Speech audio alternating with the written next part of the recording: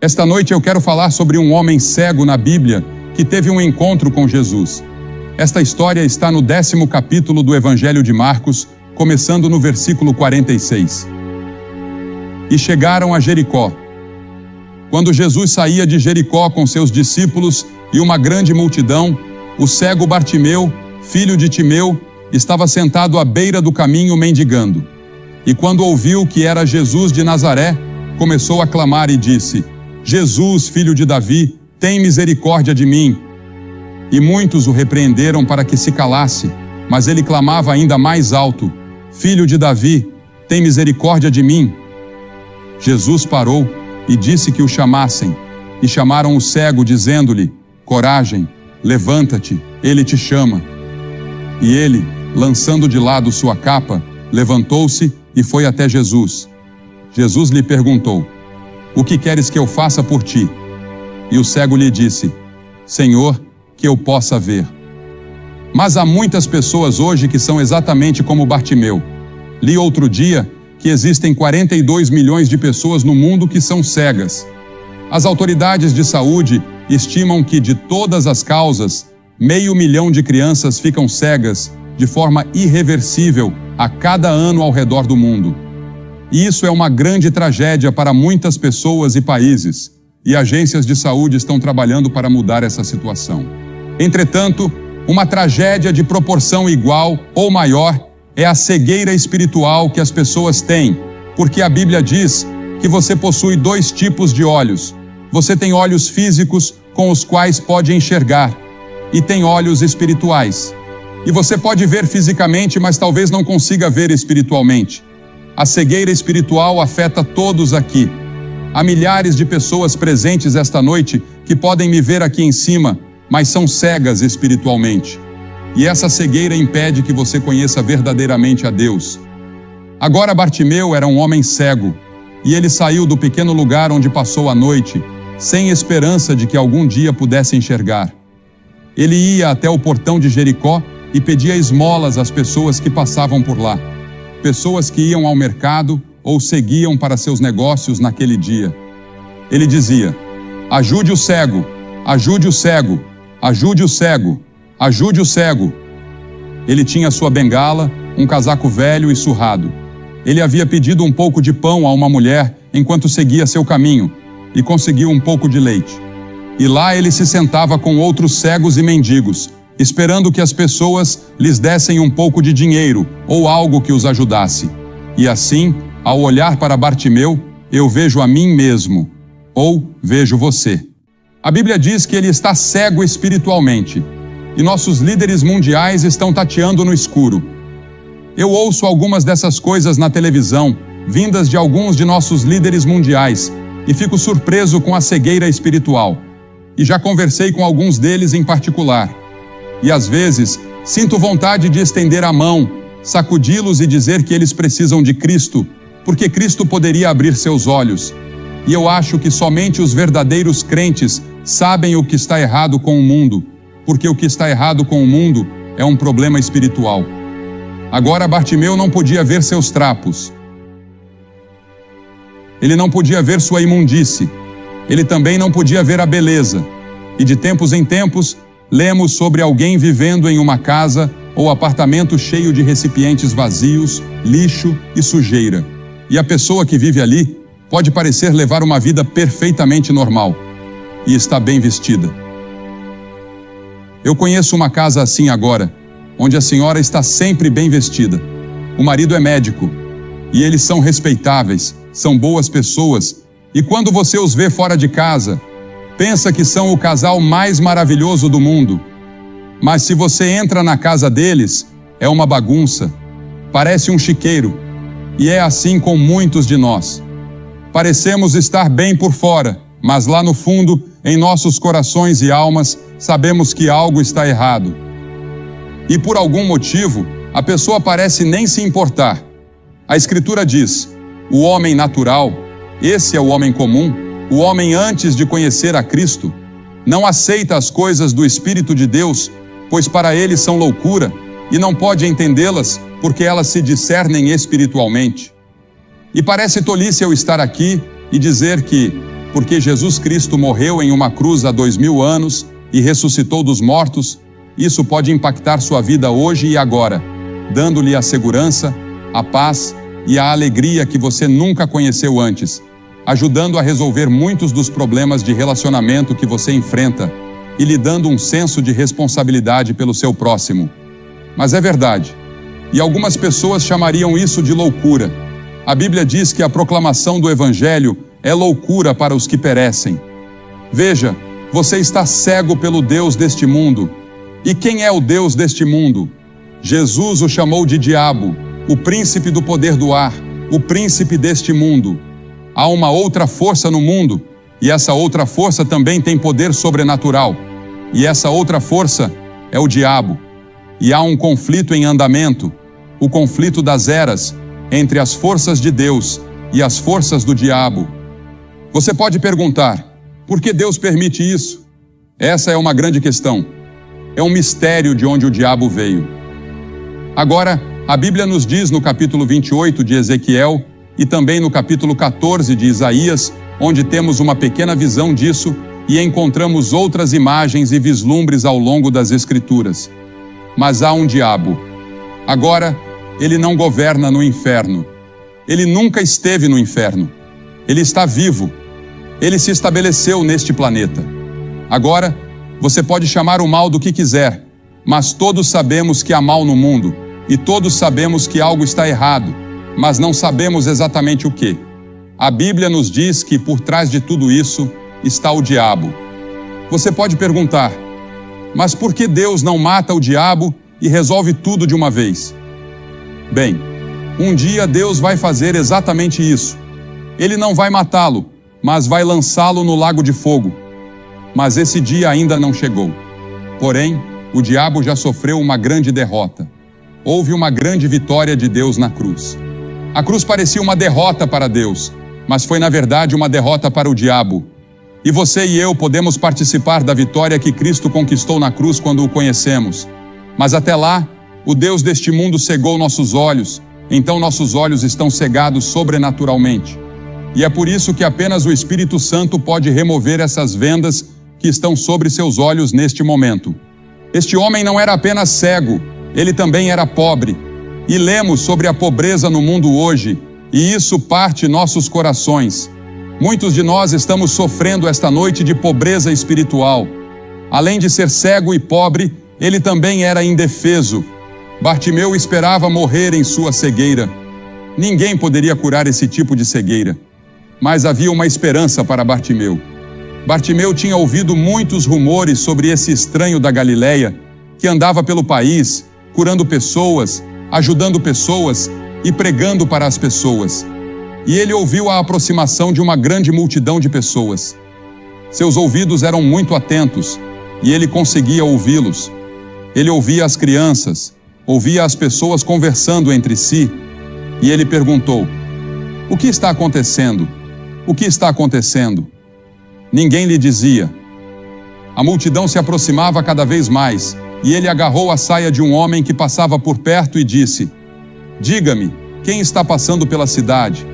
E esse estranho, cujo nome ninguém sabe, virou-se e disse, Jesus de Nazaré está passando. E Bartimeu pensou consigo mesmo, Jesus de Nazaré, eu já ouvi falar dele. Ouvi dizer que ele pode curar pessoas, que ele pode ajudar pessoas. Talvez ele possa me ajudar. Sabe, há apenas algumas vezes em nossas vidas em que Jesus de Nazaré passa por nós e temos uma oportunidade como temos esta noite de recebê-lo. Veja, as pessoas têm orado no Espírito Santo, que tem trabalhado, e muitas pessoas já receberam Cristo. E que hora e que momento para você vir. Esse estranho lhe deu a mensagem. Jesus de Nazaré está passando. Eu me lembro da história do cirurgião-geral de Portugal, um ex-cirurgião-geral, que estava caminhando pela rua um dia, quando um pedaço de papel grudou em seu pé. Ele foi para casa, tirou o papel do sapato e olhou para ele. Era um folheto evangelístico. Ele decidiu lê-lo e o leu. E para resumir a história, ele se converteu a Cristo e se tornou um grande líder cristão e um grande professor da Bíblia. Apenas um pequeno testemunho simples como esse. Deus pode usar todas essas coisas, e é por isso que devemos sempre ser fiéis em nosso testemunho, porque você nunca sabe quando aquela garçonete no restaurante ou aquela pessoa que você encontra no trabalho estarão observando sua vida, é claro, para ver se você vive de acordo com o que prega. Jesus tem passado por Hamilton. Jesus tem passado pela Ferradura Dourada. Ele pode estar passando pela sua casa. Ele pode estar passando pelo quarto que você ocupa em um hotel. Ele está passando por aqui no sul da cidade de Ontário. E em seu desespero, Bartimeu clamou com toda a sua força: Jesus, filho de Davi, tem misericórdia de mim, tem misericórdia de mim. E os outros mendigos disseram: cala a boca, os magistrados vão ouvir isso e vão nos prender. Mas ele continuou clamando. Essa era a sua única chance. Jesus estava ali e ele ia aproveitar. E os outros diziam: fique quieto, Bartimeu. Quem quer ouvir alguma coisa de um velho mendigo como você? Mas quanto mais o repreendiam, mais ele clamava. E quero que você note algumas coisas sobre isso. Primeiro, ele clamou pela coisa certa. Ele clamou por misericórdia. Ele precisava de outras coisas, mas o que ele mais precisava era de Cristo.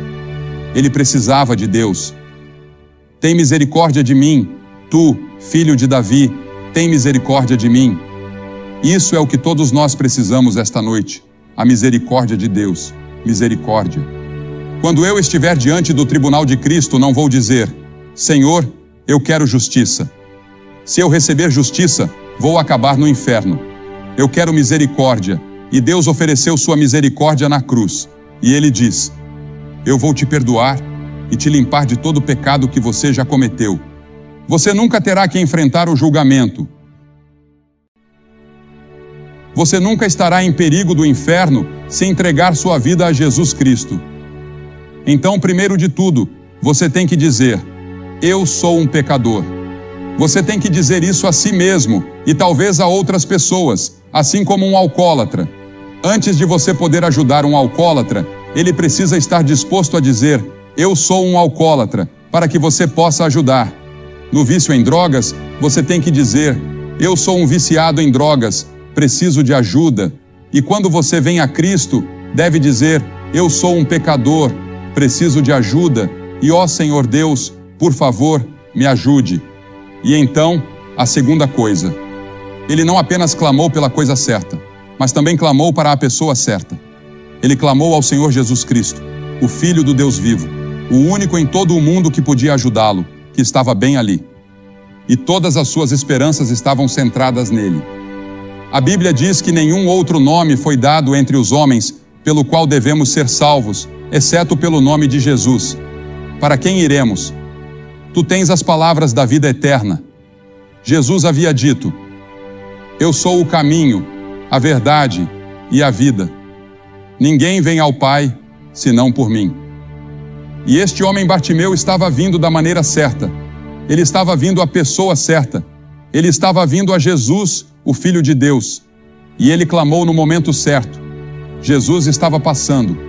Suponha que ele tivesse esperado e dito: vou ver o que os escribas, os fariseus e os líderes religiosos têm a dizer sobre ele. Vou esperar até que ele venha a Jericó novamente. Jesus nunca mais voltou a Jericó. Ele pode nunca mais passar por aqui desta forma. Quando veremos algo assim em Hamilton novamente? Faz muito tempo desde que isso aconteceu. Muitas pessoas vieram e ouviram o Evangelho, e tantas pessoas trabalharam, oraram e creram, assim como fizeram aqui. E a igreja se uniu e cooperou como fizeram. E Deus tem falado, e muitas pessoas têm encontrado Cristo. E esta noite você pode encontrar Cristo. Agora, ele clamou naquele momento. A Bíblia diz: aquele que endurece o coração, sendo muitas vezes repreendido, será quebrantado de repente e sem remédio. Em outras palavras, quando você ouve o Evangelho e não faz nada a respeito, isso endurece um pouco mais o seu coração.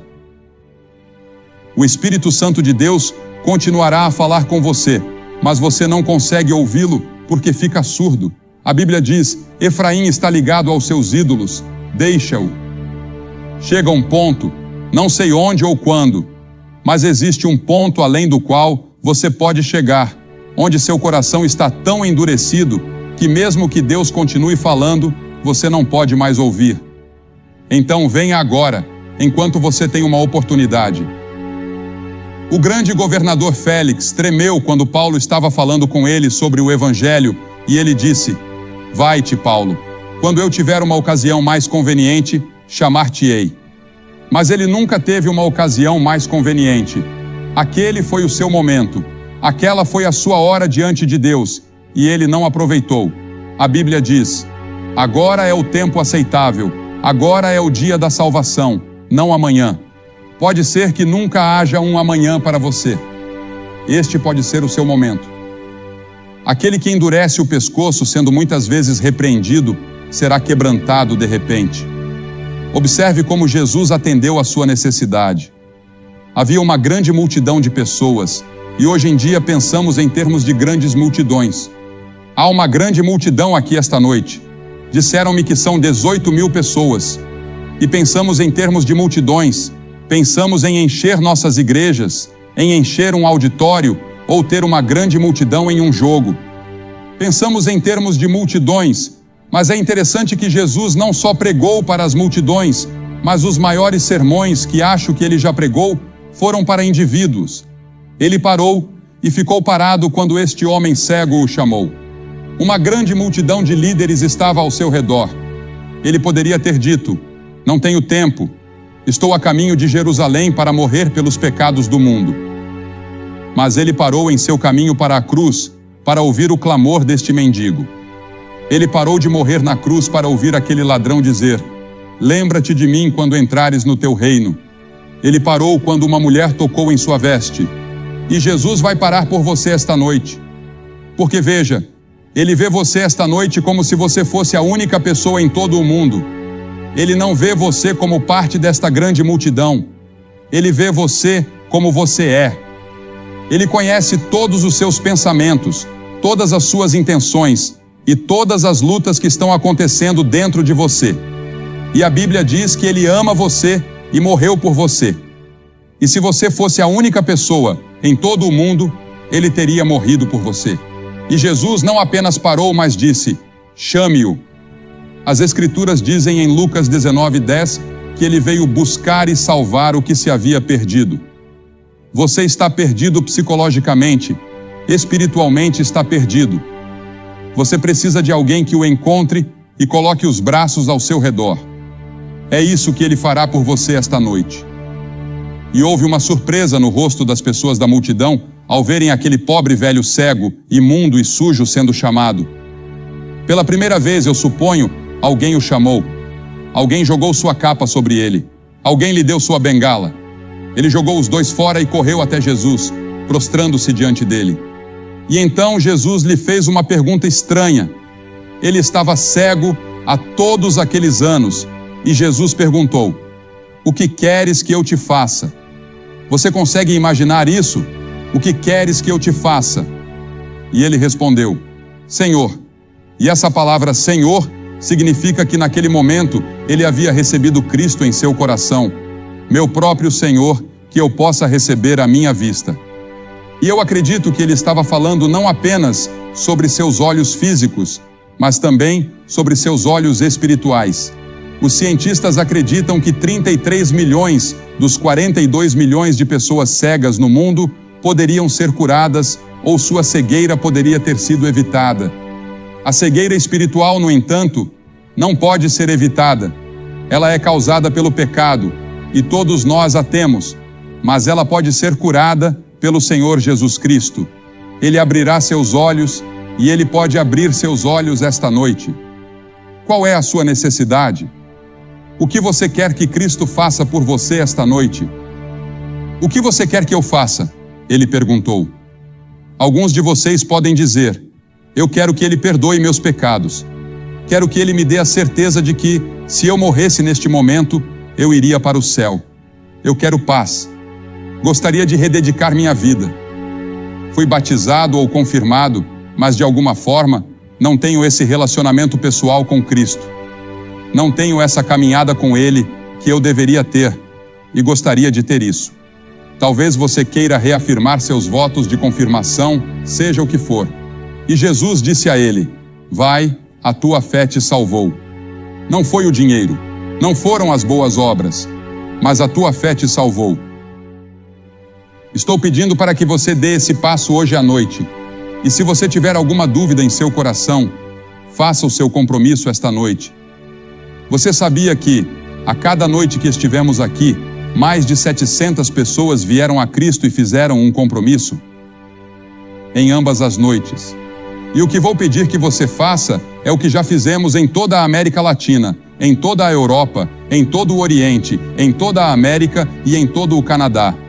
Pedimos às pessoas que se levantassem de seus assentos e viessem à frente do palco, dizendo simbolicamente: eu preciso de Cristo. Eu quero a sua misericórdia. Eu quero o seu amor e a sua graça. Eu quero conhecê-lo pessoalmente. Por que peço que você venha à frente e faça essa declaração pública? Porque Jesus foi pendurado na cruz publicamente por você. Ele não fez isso em particular.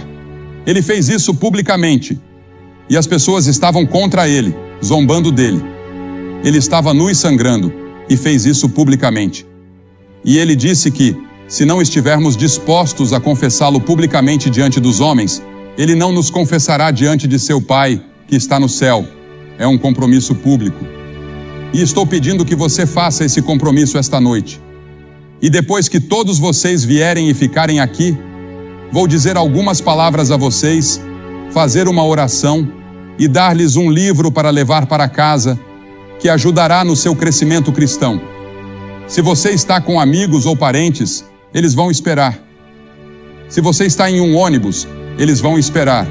E vocês que estão no outro auditório ou sala, que não puderam entrar aqui, podem se levantar e vir, e os voluntários vão deixar vocês entrarem neste prédio para se juntarem àqueles que vão vir. E do balcão, pode demorar um pouco mais do que pensei na primeira noite. Vai levar pelo menos 3 minutos para você descer. Então, levante-se e venha agora. Mas não deixe que um pouco de tempo o impeça, e não deixe que a grande multidão o impeça. Apenas levante-se e venha, porque é você diante de Deus. Esta é a decisão mais importante que você já fez. E se você quiser trazer um amigo com você, traga seu amigo. Mas levante-se e venha, e não deixe nada te segurar. Nós vamos esperar. E as pessoas estarão orando por todo este grande coliseu enquanto você vem. Você nunca terá outro momento como este. Venha, vamos esperar por você agora. E depois que você vier, falarei com você.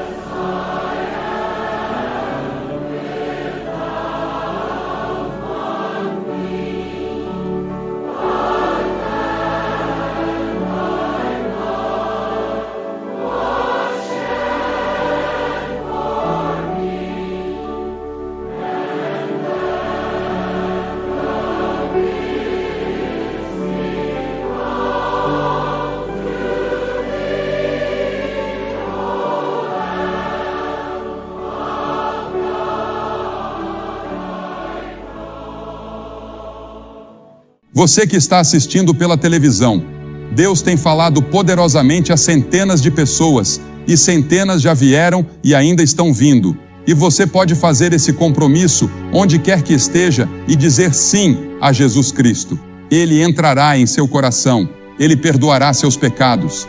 Ele pode fazer de você uma nova pessoa. Você pode ter uma transformação agora mesmo em sua vida. Entregue sua vida a Ele. E se você quiser, pegue o telefone e ligue para o número que você vê na tela. Há pessoas esperando para falar com você. Se você ouvir um sinal de ocupado, ligue novamente alguns minutos depois e você conseguirá falar, pois há centenas de linhas disponíveis. E não se esqueça de ir à igreja no próximo fim de semana.